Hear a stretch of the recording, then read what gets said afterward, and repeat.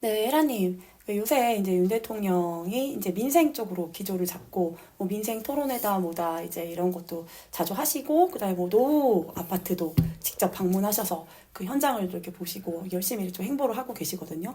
또 이제 한동훈 위원장님은 더 이제 말할 것도 없죠. 지금 전국을 돌면서 선거 유세 하고 있고, 그다음에 뭐 정치개혁 방안 여러 가지 이렇게 내놓으면서 지금 총선을 위해서 지금 총력을 지금 두 분이 다 하시고 있는데, 근데 여전히 정부 견제론이 지금 여론조사를 보면 더 높거든요. 이렇게 열심히 하시는데도 정부 견제론이 더 높은 게 이 두 분의 어떤 마음 때문인지 궁금합니다. 열심히 하는데 국민이 원하는 쪽으로 열심히 해줘야 되는 거지. 열심히 하는데 열심히 하는 방향을 제대로 잡았나를 봐야 돼요. 네. 우리 학교 다닐 때 보면 날마다 공부만 하는 친구가 있었어. 근데 보면 성적을 보면 항상 반에서 중간밖에 안 나와. 날마다 공부만 하는데. 보면 시험에도 안 나올 문제를 공부해. 방향성이 되게 중요한 거예요. 그렇죠. 국민 마음을 이해해 주는 건 국민이 궁금한 사안에 대해서 소리내줘야 돼. 그러면 국민은 금방 내려가요. 그러니까 마음을 알면 되게 쉬워. 현안 문제 해결이. 답답해요, 국힘. 해결 못하면 절 불러서 조언을 들으세요, 차라리. 아무리 이것저것 파고 별 정책을 내놓고 돈을 몇 조 원을 써 소용이 없다고. 지금 국민이 궁금해하는 거에 대답을 안 하잖아. 네. 김건희 여사 리스크 그리고 특검법을 수용해라 했는데 거부했잖아요. 그러면서 자기들이 뭘 해준다고 계속 하고 국민이 좋아하는 거지. 국회의원 250명으로 감축하는 거. 하지만 국민이 요구하는 사항이 있잖아. 김건희 여사 특검법 거부하지 말고 수용해라 했는데 거부했고, 김건희 여사의 리스크 뭐 백이라든가 뭐 여러 가지 그 친정 리스크가 있는데 그거에 대해서 되게 궁금해한단 말이야. 그럼 얘기해줘야 돼. 얘기해줘야지 국민이 의혹이 풀려. 잘못한 건 잘못했다고 하고, 그치? 특검을 거부한 거 왜 거부했는지 자꾸 얘기했다고. 국민이 이해 못했으면 얘기해도 얘기한 게 아니야. 왜 원희룡 장관을 안 배우나? 지난번에 내가 원희룡 장관 보고 대통령감이에요 이랬잖아. 네, 맞아요. 그건 나는 지나가는 말로 그냥 하는 말이 아니에요. 왜냐하면 그 사람은 대통령 돼도 잘 수행할 거란 생각이 들어. 왜냐하면 이해할 때까지 계속 얘기해 주잖아. 얘기하기 좋았겠어? 김건희 여사 양평 고속도로가 자기들한테는 되게 수치잖아. 여당 쪽에는 껄끄러운 말이지. 그쵸. 근데도 이분 막 해주잖아. 우리말로 그걸 관념이 별로 없다고 하는 거예요. 가해자 마음이 별로 없는 사람이야. 자기를 공격하고 수치 주는. 분별심이 별로 없는 사람이기 때문에 자기를 수치 주는 가해자가 없어. 그래서 자기로 투사되는 김건희 여사나 윤 대통령에 대한 사법 리스크 이런 것도 별로 수치 주는 가해자가 없으니까 막 얘기할 수 있는 거예요. 막 뼈 때리게 얘기해 주니까 어떤 사안을 볼 때 내 쪽에서 얼마든지 옹호하려고 그러면 옹호할 수가 또 있는 거거든. 그리고 내 쪽에서 비판하려고 그러면 얼마든지 비판할 수 있는 거예요. 근데 옹호를 해주고 싶어도 옹호를 못하는 게 왜 그래? 너무 막 수치당할까봐 두려워. 이거는 잘못했는데 자기가 봐도 잘못한 것 같아. 거기에 집착하게 돼. 자기도 모르게. 그래서 막 부끄럽고 사람들이 공격할 것 같아 두려워서 말을 안 하고 자꾸 피하는 거야. 근데 원희룡 장관은 그런 게 없는 거야. 자기를 수치주는 가해자가 별로 없으니까 자기로 투사되는 윤 대통령과 김건희 여사에 대해서 그거를 이렇게 딱 적극적으로 방어하고 지키는데 주저함이 없잖아. 일타 강사처럼 계속해주니까 어떻게 돼? 국민이 이제는 양평고속도로 별로 듣고 싶지가 않아. 너무 얘기를 해주래. 한마디 물었다 10마디 해줘. 그러면 더 이상 묻질 않아. 근데 지금 문제는 뭐냐면 여당은 말을 안 해.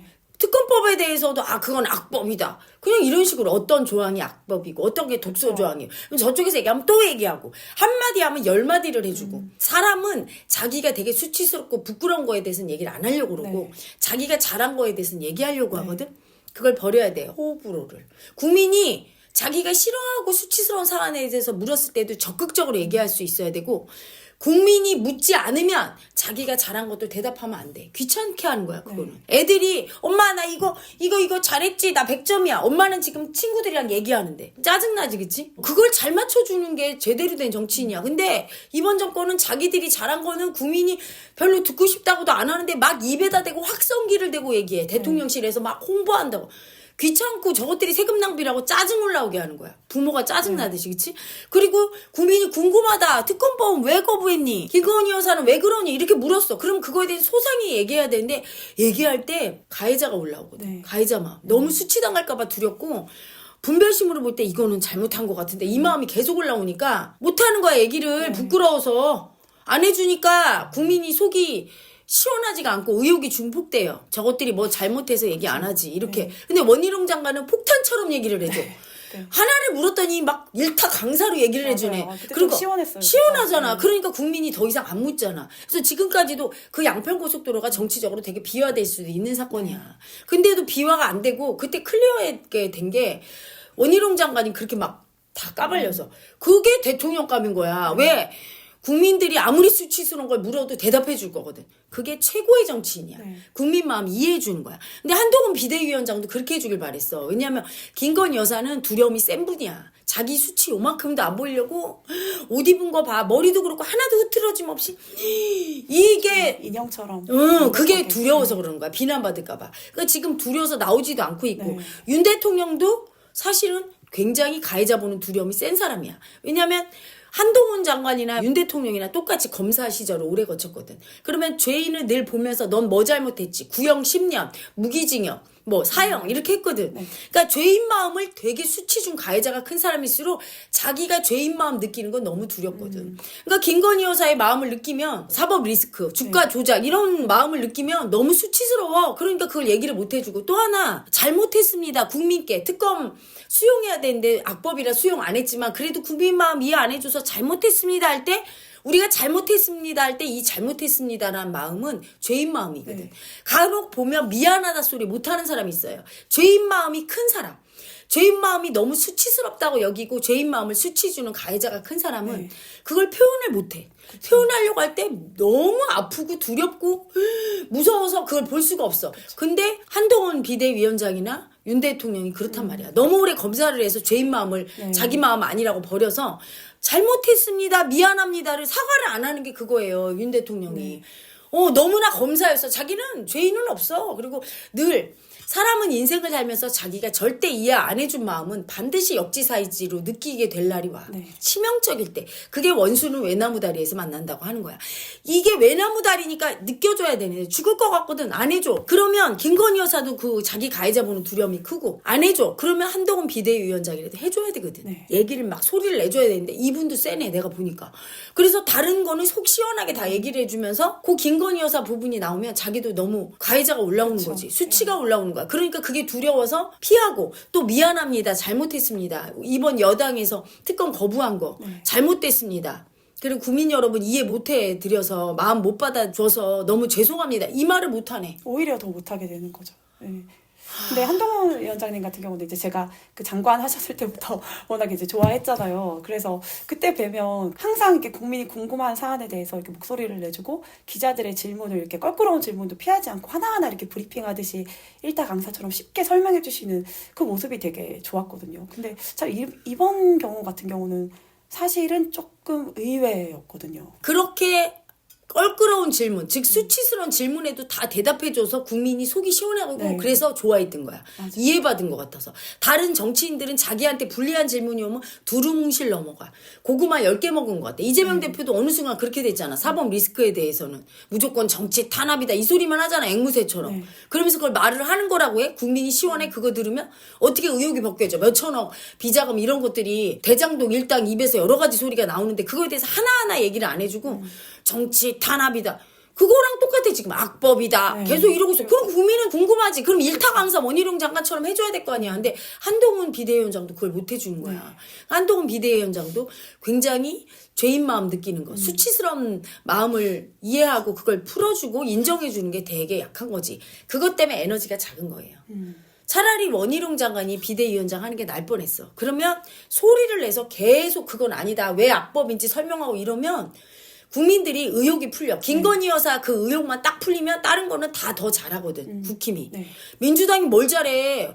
요번에 한동훈 비대위원장이 250석 국회의원. 네. 근데 걔들은 소리도 못 내고 있잖아. 민주당은. 그렇죠. 그나마 줄이겠다고 하는데 떴다 방식 공약이라고 지금 비난하고 있잖아요. 웃기고 자빠졌네. 그래서 국민을 대표하는 사람들이라서 그렇게 뇌물 쳐 드시고 범죄 혐의 비리 혐의에 연루된 사람 다 공천하고 했나? 정말 그러니까 하나도 잘하는 게 없는데 전부 그 김건희 여사 사법 리스크에 다 묻히는 거야. 그쵸. 국민이 의혹이 거기만 가 있어.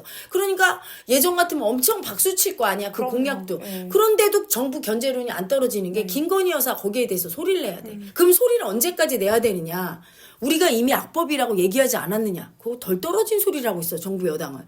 이만한 의혹을 깨려면 이게 한 번에 깨지나? 계속해야 되잖아. 양평 고속도로도 한두 마디 하고 안 했나? 원희룡 장관 계속 하잖아. 전공법으로 계속 때려줘야 되는, 계속 얘기해. 계속 이리 치고 저리 치고 이렇게 계속. 그러다 보면 국민이 잘못한 거 올라오면 아우 죄송합니다 하고 아닌 걸 아니라고 막 해주면 국민이 이제 시원해. 그러면 어차피 사법 리스크가 있다는 걸 알고 찍어줬어, 국민이. 김건희 여사를. 아예 몰랐던 게 아니야. 주가 어쩌고 저쩌고 하는 거. 뭐 콜거리니 이런 소리 들어도 찍어준 거야. 그냥 정면 돌파를 해버려야 되는데 고구마 100개 먹은 거야. 딴소리만 계속하고 그거에 대해서 말을 안 해. 이게 치명적인 거예요. 참고 있는 거야. 수치 보는 게 너무 두려워서. 사실 그거를 이제 받아들이는 태도가 더 중요하게 국민들에게 어필이 될 것 같은데. 그 태도라는 게 그거잖아. 원희룡 장관처럼 적극적으로 얘기해줘야 되잖아. 그래야 상대 입이 막아지고 상대가 얘기하면 또 쳐서 얘기하고. 그게 언제까지 국민들이 이제 더 이상 궁금해하지도 않아. 아 이제 그만 차빠려라. 그거 뭐 계속 얘기하노.